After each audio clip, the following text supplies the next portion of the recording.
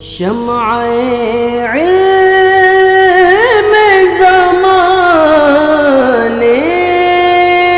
میں جلاتے جاؤ، سیکھ کر اس کو زمانے کو سکھاتے جاؤ۔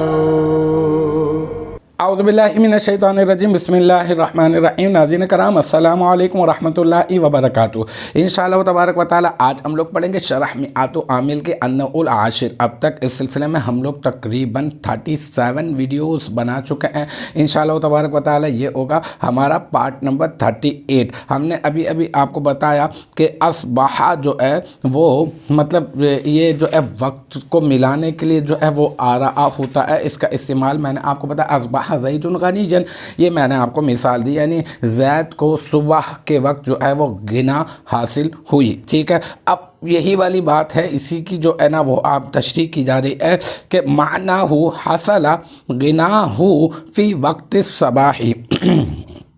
تو معنی اس عبارت میں، یعنی اس کا معنی زید کو صبح کے وقت میں غنا حاصل ہوا ہے، بس اسی کا معنی بتایا جو میں نے آپ کو اردو میں پہلے بھی بتا دیا تھا۔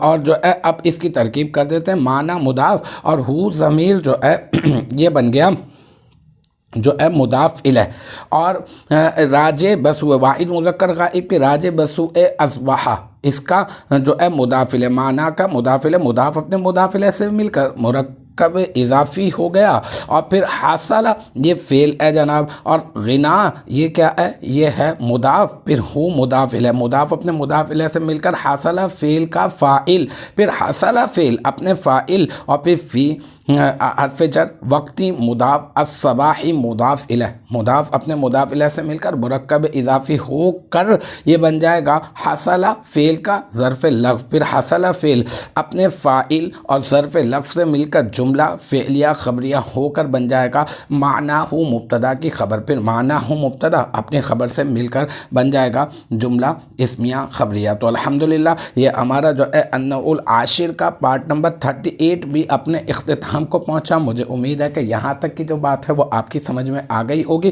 انشاءاللہ تبارک و تعالی نیکسٹ ٹائم اگلی ویڈیو اگلی کلاس کے ساتھ ملاقات ہوگی۔ جب تک آپ اپنا بہت خیال رکھیے گا۔ وآخر دعوانا ان الحمدللہ رب العالمین۔